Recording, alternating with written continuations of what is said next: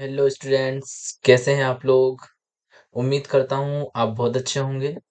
और जो मैंने लास्ट क्लास में ह्यूमन हेल्थ एंड डिसीज का फर्स्ट पार्ट कंप्लीट किया था, वो समझ में आ गया होगा। और अगर समझ में नहीं आया है तो आप प्लीज़ कमेंट सेक्शन में मुझे टाइप करके भेजें कि सर ये वाला टॉपिक समझ में नहीं आया है, तो मैं आपको समझाऊंगा, ठीक है। और इसके बाद में जो आधा वाला पोर्शन बचा हुआ है ह्यूमन हेल्थ एंड डिसीज का, वो मैं अभी कवर करूंगा, ठीक है। तो चलो हम आगे बढ़ेंगे। हाँ, अब हम पढ़ेंगे जो लास्ट टॉपिक हमने पढ़ा था एंटीबायोटिक्स। वो बहुत इंपॉर्टेंट चैप्टर टॉपिक है।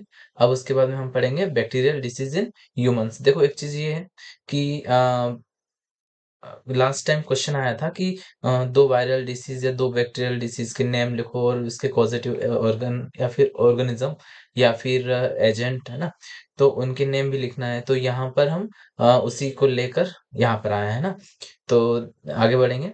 जैसे bacterial disease in humans, bacterial disease कौन कौन सी हो जाएगी। जैसे आती है पल्मोनरी ट्यूबरकुलोसिस, है ना। पल्मोनरी ट्यूबरकुलोसिस, इसको जनरली अपन टीबी बोल सकते हो ना। जैसे टीबी जो डिसीज होती है ना, वो वाली। तो उसका बैक्टीरिया कौन सा होता है, मतलब एजेंट कौन सा होगा, माइकोबैक्टीरियम ट्यूबरकुलोसिस, है ना। साइंटिफिक नेम हमेशा कैसे होंगे, इसे होंगे इटैलिक फॉर्म में, है ना। तो ये इटैलिक हो गया। तो देखो यहाँ पर जो ये ट्यूबर टीबी जो होती है वो कहाँ होती है, फेफड़ों में, है ना। तो देखो यहाँ पे मैंने डायग्राम में दे रखा है, ये फेफड़ों में जो माइकोबैक्टीरियम ट्यूबरकुलोसिस है वो वहां पर इन्फेक्शन करता है ना। फिर नेक्स्ट आता है अपना डिप्थेरिया। डिप्थेरियम जो होता है वो कहाँ पे होता है, अपने फेस में। देखो यहाँ पे डायग्राम दे रखा है, जो गला वाला पोर्शन है ना, यहाँ पर इस जगह पे। तो वहां पे क्या होता है, इसका बैक्टीरिया कौन सा है, कॉर्नी बैक्टीरियम डिप्थेरी, है ना। ये क्या करता है, यहाँ पर इन्फेक्शन करता है। क्लियर है। फिर आगे बढ़ते हैं कोलेरा। कोलेरा के लिए जो ऑर्गन होगा, वो ऑर्गेनिज्म होगा, वो होगा विब्रियो कोलेरी। विब्रियो कोलेरी जो होगा वो कहाँ का इन्फेक्शन करता है, वो स्टमक का करता है। देखो यहाँ पर ये डायग्राम में दे रखा है, स्टमक का इन्फेक्शन करता है ना। स्टमक का बोल सकते हो या फिर आंत का ना, छोटी आंत जो होती है ना, स्मॉल इंटेस्टाइन, वहां का इन्फेक्शन करता है। फिर आता है लेप्रोसी। लेप्रोसी का बैक्टीरिया कौन सा हो जाएगा, माइकोबैक्टीरियम लेप्री, है ना। तो जो माइक ये जो लेप्रोसी जो डिसीज होती है, लेप्रोसी किस में होता है, लेप्रोसी ये जैसे हाथ देखो यहाँ पे, है ना। लेप्रोसी जो होगा वो यहाँ पर जैसे हाथ जो दिख रहा है वो कुछ टेढ़ा मेढ़ा हो जाता है। तो उस टाइप से हाथ में, पूरी बॉडी में कहीं पे भी करता है ना ये लेप्रोसी में। फिर आता है नेक्स्ट पर्टुसिस। पर्टुसिस जो होता है, बॉर्डेटेला पर्टुसिस का वो होता है ना, इसका ऑर्गेनिज्म। और ये डिसीज जो किस तरह बॉडी में कुछ इस टाइप से डिसीज करता है, जैसे बच्चे जो होते हैं वो वैसे ही पूरे कुपोषित टाइप हो जाते हैं ना। फिर आता है नेक्स्ट टिटेनस। टिटेनस का जो ऑर्गेनिज्म है वो कौन सा हो जाएगा, क्लोस्ट्रिडियम टिटेनी। और इसमें टिटेनस जो होता है, टिटेनस में क्या हो जाता है कि जैसे कोई लोहे वाली लगती है ना, तो उससे क्या होगा कि जो बैक्टीरिया होगा वो बैक्टीरिया बॉडी में एंटर कर जाता है और फिर इन्फेक्शन करता है। तो उससे बॉडी के जो ऑर्गन्स हैं वो कुछ टेढ़े मेढ़े, मतलब हाथ है वो अलग से, जैसे हाथ का जो शेप है वो कुछ अलग सा टेढ़ा हो जाता है, पैर का भी शेप थोड़ा टेढ़ा हो जाता है ना। तो इस टाइप से यहाँ पर ये डायग्राम दे रखा है मैंने। फिर आता है प्लेग। जो प्लेग डिसीज है उसका जो ऑर्गेनिज्म होगा वो कौन सा होगा, यिसेरिया पेस्टिस, है ना। यिसेरिया पेस्टिस। उसमें क्या होगा, जैसे उंगली जो होती है ना, जैसे यहाँ पे डायग्राम देखो, ये डायग्राम ना, यहाँ पे जो उंगली वगैरह होती है, नाखून है, पूरी स्किन है, वो ब्लैक ब्लैक हो जाती है ना। ये एक वायरल डिसीज, मतलब ये बैक्टीरियल डिसीज है। फिर आता है नेक्स्ट गोनोरिया। गोनोरिया एक बोल सकते हो आप, कौन सा डिसीज है, सेक्सुअली ट्रांसमिटेड डिसीज, है ना। ये एसटीडी के फॉर्म में आता है। तो इसका जो पॉजिटिव एजेंट है वो कौन सा हो जाए, निसेरिया गोनोरी। इसमें क्या होता है, फफोले टाइप हो जाते हैं। देखो ये और जो ऑर्गन्स होते हैं वहां पर फफोले हो जाते हैं। यहाँ ये जनरली मैंने बताया सेक्सुअली ट्रांसमिटेड डिसीज है, तो ये क्या रिप्रोडक्टिव ऑर्गन जो होते हैं वहां पर जनरली इन्फेक्शन करते हैं, ठीक है ना। फिर आता है सिफिलिस। तो सिफिलिस जो है, सिफिलिस भी सेम ऐसी ही कंडीशन होती है, ऐसा ही शो होता है यहाँ पे, है ना। देखो सिफिलिस का यहाँ डायग्राम दिया गया है। तो ये भी इसी टाइप का वो करता है, मतलब एक स्वेलिंग टाइप हो जाता है और फुफोले टाइप, है ना, इस टाइप से। फिर साल्मोनेलासिस जो होता है वो साल्मोनेला एंटेरियस जो होता है, ये भी एक टाइप से सेक्सुअली ट्रांसमिटेड डिसीज भी होता है ना? पर जनरली ये स्टमक का भी इन्फेक्शन करता है, ठीक है? साल्मोनेला जो होता है वो। चलो आगे बढ़ेंगे हम। हाँ, वायरल डिसीज। तो वायरल डिसीज में कौन-कौन से हो जाएँगे? एक होता है कॉमन कोल्ड, जो अपन अभी का सीज़न चल रहा है सर्दी-खाँसी वाला, तो वो भी क्या है कॉमन कोल्ड जो है वो वायरल डिसीज है। ये होता है राइनो वायरस जो होता है वो जैसे यहाँ डायग्राम में सर्दी खांसी मैंने दे रखा है ना, तो राइनो वायरस सर्दी खांसी वगैरह से फैलता है। हाँ, एक चीज और यहाँ पर मैंने साइंटिफिक नेम को इटैलिक नहीं किया है, क्योंकि यहाँ पे जो आईसीटीवी वाला जो इंस्टीट्यूट है, ऑर्गेनाइजेशन, वहां से ये रूल बनाया गया है कि जो वायरस के नेम है वो इटैलिक नहीं होंगे, है ना? आगे बढ़ेंगे हम। Small pox. स्मॉल पॉक्स जो होगा कुछ इस टाइप से, जैसे मैंने अभी बताया था एडवर्ड जेनर जो है फर्स्ट क्लास में ना, इससे जस्ट फर्स्ट वाली क्लास, तो उसमें क्या बताया मैं, एडवर्ड जेनर जो है उन्होंने स्मॉल पॉक्स के लिए वायरस मतलब जो वैक्सीन बनाया था ना, तो वो एक्टिव वैक्सीन। तो जैसे ये कैसा होता है स्मॉल पॉक्स, आपने देखा होगा माता जी मतलब छोटी माता बोलते हैं ना, इसे दाने दाने बन जाते हैं स्किन पर, पूरी बॉडी पर। तो ये होता है स्मॉल पॉक्स, ये होता है वेरियोला वायरस से ट्रांसमिट, है ना? फिर आगे बढ़ेंगे तो रेबीज होता है। रेबीज जो होता है वो कुत्ते के काटने की वजह से होता है ना। तो रेबीज जो लिस्सा वायरस है वो कुत्ते के काटने की वजह से होता है। और इसके लिए आपने देखा हो कभी कुत्ता काटा हो आपको, या कभी किसी को काटा हो ना, तो क्या होता है कि इंजेक्शन लगते हैं। जनरल पहले 14 इंजेक्शन लगते थे, पर अब की कंडीशन में 3 इंजेक्शन होते हैं, कुछ 7 दिन, 21 दिन, और कुछ 3 दिन के अकॉर्डिंग, मतलब ऐसा डिस्टेंस होता है। तो इस टाइप से होता है। फिर आता है मिसल्स, नहीं हेपेटाइटिस, है ना? तो हेपेटाइटिस जो होता है, अब हिपेटिस, ये जो हिपेट वर्ड जो है ना, वो वर्ड आता है अपने लंग्स से, ठीक है? नहीं लंग्स से नहीं, लीवर से, ठीक है? हेपेटिक लोब्यूल जो होता है वो कहाँ होता है? लंग में, लिवर में होता है ना? तो ये हेपेटाइटिस जो है वो कहाँ पे इन्फेक्शन करता है? लिवर में। और कौन-कौन से वायरस होंगे ये, तो hepatitis A virus, B virus और सी वायरस, इस टाइप से। फिर आता है मीसल्स। मीसल्स ये होता है रूबेलो जो वायरस होता है ना, 1 मिनट यहाँ पे मैंने थोड़ा-सा इसको करेक्शन बताएगा। अ, लू रूबेलो वायरस जो होता है, रूबेलो वायरस उससे ट्रांसमिट होता है। इसमें भी क्या होता है, छोटे-छोटे मतलब दाने टाइप हो जाता है स्किन पर ना, तो ये रूबेलो वायरस जो है मिसल्स डिसीज प्रोड्यूस करता है। फिर आता है पोलियो माइलिटिस। तो पोलियो डिसीज जो पोलियो वायरस होता है वो इसमें इन्फेक्शन करता है, तब पोलियो माइलिटिस डिसीज होती है। इसके लिए वैक्सीन भी लगाया जाता है ना? और जो पोलियो जो डिसीज है ये कुछ इस टाइप से होती है, जैसे हाथ पैर थोड़े टेढ़े-मेढ़े हो जाते हैं, बॉडी कुपोषित टाइप हो जाती है, और कुपोषित तो ठीक है, मतलब एक बोल सकते हैं विकलांग बना देते हैं, ठीक है? फिर आगे बढ़ते हैं। उसको जनरली आज की कंडीशन में बोलते हैं दिव्यांग, ठीक है? इस टाइप से। हाँ, फिर आता है इन्फ्लुएंजा। इन्फ्लुएंजा जो होता है, इन्फ्लुएंजा वायरस से फैलता है, ये आरएनए वायरस होता है ना? और इन्फ्लुएंजा जो है ये भी डायरेक्टली मतलब हाँ, एयर के थ्रू फैलता है ना, विंड के थ्रू, जैसे यहाँ पे देखो। फिर आता है नेक्स्ट इंसेफेलाइटिस ना। इंसेफेलाइटिस जो होता है वो हर्ब्स सिम्प्लेक्स वायरस से ट्रांसमिट होता है। और ये जो इंसेफेलाइटिस जो होता है ये कहाँ पे इफेक्ट करता है, ये डायरेक्टली ब्रेन पे अफेक्ट करता है। देखो यहाँ पर ये इस टाइप से कुछ ब्रेन पे अफेक्ट करता है। फिर जो मम्प्स डिसीज होती है ये होता है पैरामिक्सो वायरस से। और ये जो मम्प्स डिसीज में कहाँ अफेक्ट होता है, ये जो यहाँ दिख रहा है ना डायग्राम में देखो, ये जो ये वाला पोर्शन होता है ये स्वेलिंग कर जाता है ना, तो इसमें मम्प्स डिसीज बोला जाता है। क्लियर है? चलो आगे बढ़ेंगे हम। प्रोटोजोन डिसीज जो होती है। प्रोटोजोन डिसीज में कौन-कौन से प्रोटोजोआ, एक तो एंट अमीबा हो गया ना, तो एंट अमीबा की 3 वो स्पीशीज है। एक एंट अमीबा हिस्टोलाइटिका, एंट अमीबा जिंजिविलिस और एंट अमीबा कोलाई, है ना? और जो एंट अमीबा हिस्टोलाइटिका जो है वो अमीबियासिस या इन्फेक्शन इन इंटेस्टाइन, हाँ, इंटेस्टाइन में इन्फेक्शन करता है। इंटेस्टाइन में मतलब जो पेट का जो इंटेस्टाइन होता है ना, छोटी आंत, उसमें इन्फेक्शन करता है। और जो एंटमीबा जिंजिविलिस जो होता है वो जो में इन्फेक्शन करता है ना, जो में। और एंटमीबा कोलाई जो है वो डायरिया करता है। डायरिया मतलब कि दस्त टाइप, है ना? तो ये किससे ट्रांसमिट होगा? ये ट्रांसमिट होगा वाटर एंड फूड, पर वो भी कौन-सा? कंटामिनेटेड वाला, है ना? और जो जियार्डिया लैम्बलिया होता है एक प्रोटोज़ोआ, उससे भी डिसीज़ होती है डायरिया, और ये भी कंटामिनेटेड वाटर एंड फूड से ट्रांसमिट होगा। फिर आता है एक लीशमैनिया। तो लीशमैनिया की जो 3 स्पीशीज़ होगी कौन-कौन सी? लीशमैनिया डोनोवानी,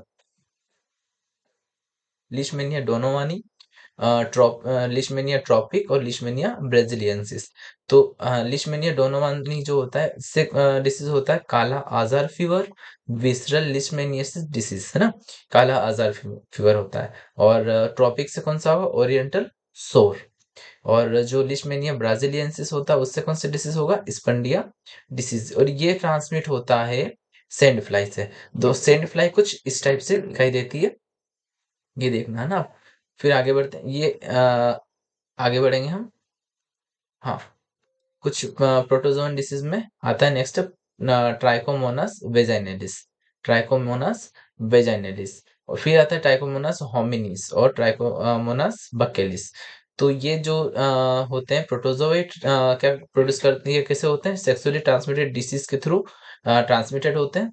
और डिसीज़ कौन-कौन सी प्रोड्यूस करेगा? एक तो इन्फ्लेमेशन ऑफ यूरोजेनिटल ट्रैक्ट, मतलब कि जो यूरिन वाला पोर्शन जो होता है ना? वहाँ पर इन्फेक्शन करता है ना? मतलब बोल सकते हैं कि रिप्रोडक्टिव ऑर्गन पर। और डायरिया होता है इससे, है ना? डायरिया भी करता है होमिनिस, और बक्केलिस जो होता है वो पायरिया। बक्केलिस बक्कल कैविटी होती है, बक्कल कैविटी कौन-सा? मुँह, और मुँह में पायरिया, ठीक है? ट्रांसमिशन कैसे होगा? तो ये सेक्सुअली ट्रांसमिटेड डिसीज़ है, तो सेक्सुअली ट्रांसमिटेड होगा, ठीक है? फिर आता है नेक्स्ट ट्रिपेनोसोमा। तो ट्रिपेनोसोमा ब्रूसी गैम्बियंस होता है।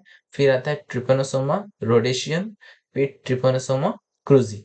तो ये डिसीज प्रोड्यूस करता है अफ्रीकन स्लीपिंग सिकनेस, ना? African sleeping sickness. फिर जो रोडेशियन होता है वो कोमा, एंड क्रूजी जो होता है वो चगास डिसीज। क्लियर है? हाँ, एक चीज और ध्यान दीजिएगा, ये जो ट्रिपेनोसोमा है वो ट्रांसमिट होता है सीसी फ्लाई से, है ना? सीसी फ्लाई कुछ इस टाइप से दिखाई देती है। अब एक चीज और ध्यान देना, एक ट्रिपेनोसोमा और लीशमैनिया, ये दोनों के क्वेश्चन पूछे आते हैं कि ये किससे ट्रांसमिट होता है।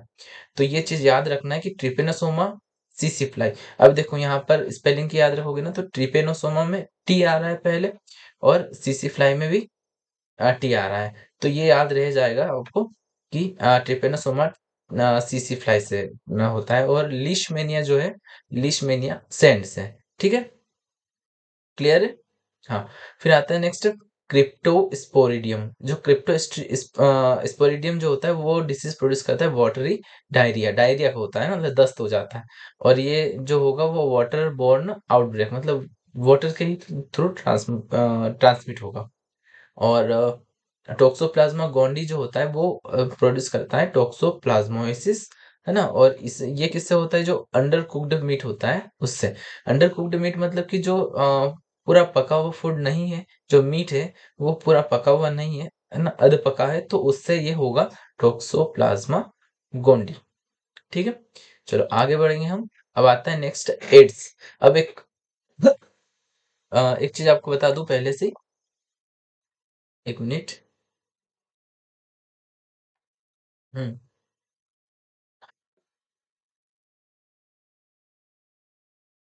हाँ, तो जो एड्स है, क्वेश्चन आता है एग्जाम में, एड्स, कैंसर और मलेरिया, इन तीनों पे एक शॉर्ट, मतलब शॉर्ट में या फिर एक डिस्क्रिप्शन के तौर पे उसको पूछा जाता है। ठीक है?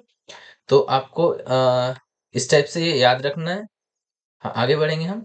तो एड्स, एड्स में क्या होगा? इसका पहले फर्स्ट फुल फॉर्म पूछा जाता है ऑब्जेक्टिव में, कि एक्वायर्ड इम्यूनो डेफिशिएंसी सिंड्रोम। ठीक है? एड्स का फुल फॉर्म क्या हो जाएगा? Acquired immuno deficiency syndrome. और कॉजल एजेंट जो होगा वो कौन सा होगा? एचआईवी। एचआईवी वायरस जो होता है वो, उसका फुल फॉर्म है human immuno deficiency virus. Clear है? हाँ, इसका डायग्नोसिस जो होगा वो कैसे होगा? एलाइजा टेस्ट से। कैसे होगा? एलाइजा टेस्ट से। एलाइजा टेस्ट का एलाइजा का फुल फॉर्म क्या हो जाएगा? एंजाइम लिंक्ड इम्यूनोसॉर्बेट ऐसे। क्लियर है? एंजाइम लिंक्ड, एंजाइम लिंक्ड इम्यूनोसॉर्बेट ऐसे। क्लियर हो गया? हाँ, फिर आगे बढ़ेंगे। एलाइज़ा इज़ साउदर्न ब्लॉटिंग टेक्निक। एलाइज़ा जो होता है वो कौन-सा होता है? साउदर्न ब्लॉटिंग टेक्निक होता है। क्लियर है? अब जो बायोटेक्नोलॉजी का एक चैप्टर बचा हुआ है उसके अंदर मैं एलाइज़ा को थोड़ा-सा एक्सप्लेन करूँगा आपको कि एलाइज़ा होता कैसा है? उसमें प्लेट कौन-सी यूज़ होती है? वो सारा मैं आपको एक बार उसमें बताऊँगा, ठीक है? फिर आगे बढ़ेंगे हम। एक और चीज़ यहाँ पर ही बता दूँ मैं आपको। एलाइज़ा अगर साउदर्न ब्लॉटिंग टेक्निक है तो जो नॉर्दर्न ब्लॉटिंग टेक्निक होगा वो कौन-सा होगा? DNA fingerprinting. ये भी क्वेश्चन एग्ज़ाम में आया हुआ है ना? आगे बढ़ेंगे हम तो ट्रांसमिशन कैसे होता है इसका? तो ये एक ट्रांसमिशन कैसे होगा? एक तो अनप्रोटेक्टिव सेक्सुअल कॉन्टैक्ट से, ना अनप्रोटेक्टिव जैसे स्ट्रेंजर्स के साथ में भी कभी होता है कि स्ट्रेंजर्स के साथ में भी सेक्सुअली कॉन्टैक्ट हो जाता है कुछ लोगों को, तो उससे भी हो सकता है कि उन स्ट्रेंजर्स में एड्स हो और सेक्सुअली कॉन्टैक्ट होने से ट्रांसमिट हो जाता है। फिर आता है next mixing of saliva. Saliva का मिक्स अगर हो जाता है उससे भी होता है ना? फिर ब्लड जनरली डायरेक्टली नहीं कि डायरेक्टली सलाइवा का मिक्स हो गया तो एड्स हो गया, ऐसा नहीं। अगर एक इन्फेक्टिव पर्सन है और एक हेल्दी पर्सन है तो दोनों में इसी तरीके से ट्रांसमिट होगा। क्लियर? नेक्स्ट आता है blood transmission from infected person to healthy person. अगर ब्लड जो इन्फेक्टेड पर्सन है उसका ब्लड किसी हेल्दी पर्सन में ट्रांसफर कर दिया जाए ना, तो भी होता है। और डोनेट हो जाता है ब्लड, कभी ब्लड डोनेट करते हैं तो उसमें भी अगर इन्फेक्टेड है तो वो अगर ट्रांस डोनेट कर दे, वो चेक नहीं किया जाए तो हो सकता है कि जो हेल्दी पर्सन में ब्लड ट्रांसमिट करेंगे उसमें वो डिसीज हो सकती है। फिर आता है नेक्स्ट आता है इसमें बाय इन्फेक्टेड नीडल। तो जो नीडल होता है, इन्फेक्टेड नीडल, एक इंजेक्शन किसी को लगाया वही वाला नीडल किसी और को यूज कर लिया तो उससे भी हो सकता है। और 30% चांस होता है कि जो प्रेग्नेंट मदर होती है उस मदर से फीटस में आ जाए। अब ये फीटस क्या है? तो फीटस, एक चीज ध्यान दो कि जब बच्चा पैदा नहीं हो जाता मतलब उसका जन्म नहीं हो जाता है तब तक वो बच्चा जब पेट में रहेगा उसको बोलेंगे फीटस, है ना? और जब बेबी बाहर आ जाता है मतलब कि उस बर्थ हो जाता है तब उसको बोल सकते हैं चाइल्ड, है ना? बेबी कुछ भी बोलो पर फीटस जब पेट में होगा तब। ठीक है? तो 30% चांस होता है कि ट्रांसफर हो जाए। फिर आता है इन्फेक्टेड ब्लड, जो होता है शेविंग पार्लर पर इन्फेक्टेड ब्लड जो होता है, ब्लेड जो होता है उससे भी ट्रांसमिट होता है। ठीक है? फिर आगे बढ़ते हैं। हाँ, तो सिम्पटम्स क्या होगा? सिम्पटम्स ये होगा कि decrease immune power of the body. Body का जो इम्यून पावर होगा वो डिक्रीज़ हो जाएगा। फिर रेगुलरली क्या होगा? वेट लॉस होगा, है ना? वेट बॉडी का न वेट न कम होता जाएगा धीरे-धीरे। फिर इंटरमिटेंट फीवर, फीवर फीवर आएगा। फिर ससेप्टिबिलिटी अगेंस्ट डिसीज़। अगर इम्यून पावर कम हो जाएगा तो डिसीज़ भी अटैक करने लगेगी उसपे, ठीक है? फिर कोई भी जो डिसीज़ होगी वो ईज़िली या अच्छे से ट्रीटमेंट उसका नहीं हो पाएगा। क्लियर है सभी को? हाँ, अब आता है प्रिवेंटिव मेजर। प्रिवेंटिव मेजर में देखा जाए तो सबसे बेस्ट उसका मेजर है, वो है prevention is better than cure. ठीक है? मतलब कि जो ट्रीटमेंट करवाने से अच्छा है कि पहले से ही रोकथाम कर ली जाए। क्लियर है? फिर आता है next avoid unprotected sexual contact to strangers. Strangers के साथ में अनप्रोटेक्टिव जो होगा वो सेक्सुअल कॉन्टैक्ट ना हो, ठीक है? फिर सेफ टेस्ट ब्लड ट्रांसफर, मतलब कि पहले सेफली ब्लड टेस्ट किया जाए और टेस्ट करने के बाद ही ब्लड का ट्रांसफर किया जाए। फिर और नो इग्नोरेंस, इग्नोर नहीं किया जाए, ठीक है? चलो आगे बढ़ेंगे हम। तो हमारा नेक्स्ट आता है कैंसर। तो जो कैंसर होता है जनरली कैंसर और ट्यूमर दोनों ही एक ही है ना? हाँ, कैंसर और ट्यूमर दोनों एक ही है। तो जो कैंसर होगा किसको बोलेंगे, ट्यूमर किसको बोलेंगे? जो बॉडी में अनकंट्रोल्ड सेल डिवीज़न होता है ना, जब कोई सेल है वो अनकंट्रोल मतलब कि बिना कंट्रोल के साथ में बस ग्रो करती जाए, करती जाए। अगर वो एक्स्ट्रा ग्रोथ करती जा रही है, तो वो उसको हम बोलेंगे ट्यूमर, है ना? और उस जो ग्रोथ होगी उसको हम बोलेंगे कैंसर। क्लियर है? समझ में आ गया? तो ये कुछ इस टाइप से दिखाई देता है। देखो मैंने एक डायग्राम यहाँ पे ऐड किया है, ये किसी किसी की यहाँ का मुँह का ये डायग्राम है। फिर हाँ, एक और चीज़, जो कैंसर के लिए जो जीन रिस्पॉन्सिबल होता है, उस जीन को बोला जाएगा ओंकोजीन, है ना? और उसकी जो कैंसर की स्टडी होती है, उसको हम बोलेंगे ओंकोलॉजी। क्लियर है? अब देखो, 2 टाइप के कैंसर होते हैं, एक बिनाइन और एक होता है मैलिग्नेंट। तो जो बिनाइन ट्यूमर जो होगा, वो हार्मलेस होता है, मतलब कि नॉन कैंसरस होता है, मतलब उसमें ज़्यादा वो फैलता नहीं है, इसलिए। और जो मैलिग्नेंट है, मैलिग्नेंट क्या होगा, वो फैलेगा, इस वजह से हार्मफुल होता है। क्लियर? और कैंसरस होता है। और और क्या होगा, जो बिनाइन ट्यूमर होगा, वो उसका ग्रोथ रेट जो होगा वो स्लो होगा, पर जो मैलिग्नेंट होगा वो स्प्रेड होगा। स्प्रेड अगर हो रहा है तो वो क्या होगा, फास्ट रैपिडली ग्रो करेगा। और जो बिनाइन ट्यूमर होता है वो मेटास्टेसिस स्टेसिस नहीं होता है उसमें, पर जो इसमें होगा मैलिग्नेंट में मेटास्टेसिस होता है। ठीक है? चलो आगे बढ़ेंगे। इसके सिम्पटम क्या होंगे? तो थिकनिंग ऑफ टिश्यू, कोई भी टिश्यू क्या होगा, थिक होने लगेगा। फिर sudden colour change of mole और वार्ट्स, जो कुछ जो बोल सकते हैं तिल वगैरह हो जाता है, मोल वगैरह, तो वो उनका कलर चेंज हो जाता है। फिर रेगुलरली कफ बना रहता है। फिर अनयूजुअल वेट लॉस होता है, बॉडी का वेट कम होता जाता है। फिर जो क्या बोल सकते हैं, हाँ, बिना मेंस्ट्रुअल साइकिल के ही वेजाइना से ब्लीडिंग होने लगती है। बिना मेंस्ट्रुअल, जनरली मेंस्ट्रुअल साइकिल में 5 दिन का, जो 4 से 5 दिन का वेजाइनल ब्लीडिंग होती है, पर यहाँ पर क्या होता है कि बिना मेंस्ट्रुअल साइकिल के भी ब्लीडिंग होती है इस कैंसर में। फिर non injurious bleeding from body, body में कोई इंजरी नहीं है फिर भी ब्लीडिंग होती है ना? फिर नेक्स्ट आता है extra growth of cell in body, body की सेल्स जो है एक्स्ट्रा ग्रोथ करेगी, तो ये सारे सिम्टम हो जाते हैं किसके, कैंसर के। ठीक है? फिर आता है नेक्स्ट कॉजेस ऑफ कैंसर। तो कैंसर के कॉज कौन कौन से हो जाएंगे? तो स्किन कैंसर और लंग्स कैंसर अगर जो होगा वो किससे होगा, कोलतार से, है ना? कोलतार से। फिर जो मस्टर्ड गैस जो होगी वो करेगी लंग्स का कैंसर। सिगरेट स्मोकिंग वगैरह होता है, ये लंग्स का कैंसर करता है। कैडमियम जो होता है वो प्रोस्टेट ग्लैंड का। ये क्वेश्चन पूछा जाता है एग्जाम में, जनरली मैंने एब्जॉर्व किया है, ऑब्जर्व किया है कि प्रोस्टेट ग्लैंड जो होता है उसका वो किसका कैंसर का, मतलब उसमें जो कैंसर होता है वो किसकी वजह से होता है, तो कैडमियम की वजह से होता है। ठीक है? एफ्लाटॉक्सिन जो होता है, एफ्लाटॉक्सिन वो लिवर में कैंसर प्रोड्यूस करता है। फिर एक डीईएस होता है, डाई इथाइल स्टिलबेस्ट्रॉल, तो ये जो करता है किसका, वेजाइना का कैंसर करेगा। फिर विनाइल क्लोराइड जो होता है वो लिवर का।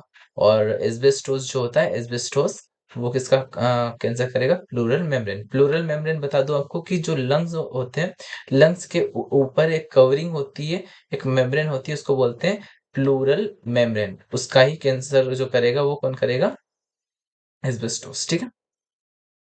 हाँ, अब आता है नेक्स्ट डायग्नोसिस। डायग्नोसिस कैसे, मतलब उसकी पहचान कौन-कौन सी मेथड से कर सकते हैं? तो एक आता है कौन-सा, बायोप्सी, है ना? बायोप्सी टेस्ट होता है। फिर सेल्युलर टेस्ट होता है। फिर डायरेक्ट इंस्पेक्शन से भी कर सकते हैं। माइक्रोस्कोपिक स्टडी से कर सकते हैं। इमेजिनरी टेक्निक वगैरह जो यूज़ होती है, उनसे भी टेस्ट किया जाता है। फिर केमिकल टेस्ट होता है। क्लियर है? अब ट्रीटमेंट की बात की जाए तो सर्जरी करके उसको रिमूव कर सकते हैं। फिर उसके अलावा रेडियोथेरेपी होती है, उसमें एक्स-रेज़ ऐड करते हैं, है ना? और इस एक्स-रेज़ जब ऐड करते हैं तो क्या होगा, स्किन ब्लैक ब्लैक होती जाएगी, ना? जलती है ना, स्किन बर्न होती है। जो कैंसर वाला टिश्यू होता है उसको बर्न किया जाता है एक्स-रे थ्रू, तो उससे स्किन ब्लैक हो जाती है। और कीमोथेरेपी में क्या होगा, विनब्लास्टिन और क्रिस्टिन केमिकल यूज़ होते हैं। तो उससे क्या होता है कि बाल, जो बॉडी पर बाल होते हैं वो झड़ जाते हैं, तो यहाँ के बाल सिर के बाल सारे गायब हो जाते हैं, है ना? चलो आगे बढ़ेंगे हम। तो आता है नेक्स्ट अपना मलेरिया। ठीक है? तो जो इसका कॉजल एजेंट होगा वो होगा प्लाज्मोडियम स्पीशीज। ठीक है? और ये होता है फीमेल एनोफिलिस मॉस्किटो से। ठीक है? तो ये जो देखो, ये कोई एक बच्चा है, उसको मच्छर काट रहे हैं, तो ये मच्छर जो है कौन से मॉस्किटो है, फीमेल एनोफिलिस, उसी से क्या होगा उसको, मलेरिया। ठीक है? अब आता है नेक्स्ट, इसकी जो 4 स्पीशीज होती है, 4 कौन-कौन सी है, Plasmodium falciparum, Plasmodium vivax, Plasmodium oval और प्लाज्मोडियम मलेरिया, ठीक है। तो जो फाल्सिफेरम है उसका इंक्यूबेशन टाइम होता है 12 दिन, और आरबीसी साइकिल जो होता है 48 आवर्स होता है, और जो मलेरिया है वो सेरिब्लर मलेरिया या फिर पर्निशियस मलेरिया होता है इसमें, ठीक है। प्लाज्मोडियम वाइवेक्स होता है, उसका इंक्यूबेशन टाइम जो होता है 14 डे का, और 48 आवर्स तक उसका आरबीसी साइकिल चलता है। और बिनाइन टर्सरी मलेरिया होता है। टर्सरी मलेरिया मतलब कि हर 3 दिन में एक बार बुखार आता है, ठीक है। फिर प्लाज्मोडियम ओवेल जो होता है वो 14 डेज का इसका इंक्यूबेशन पीरियड होता है, और आरबीसी साइकिल जो होता है 48 आवर्स का होता है, और टर्शियन मलेरिया इसका भी होता है। और जो मलेरिया है उसमें क्वार्टर मलेरिया। तो ये जो मलेरिया है क्वार्टर मलेरिया, ये सबसे कॉमन मलेरिया होता है, ठीक है। हाँ, आगे बढ़ते हैं हम। तो ये जो मलेरिया है उसका लाइफ साइकिल कुछ ऐसा होता है। तो पहले जब फर्स्ट इन्फेक्शन यहाँ से स्टार्ट करते हैं। तो देखो मलेरिया सबसे पहले काटा ह्यूमन को। तो वो जो मलेरिया का मतलब मच्छर काटा इंसान को, तो वो सबसे पहले जो उसका इन्फेक्टिव स्टेज है वो इंसान के सबसे पहले लीवर में इन्फेक्शन करेगा, है ना? सबसे पहले लीवर की सेल में इन्फेक्शन करेगा।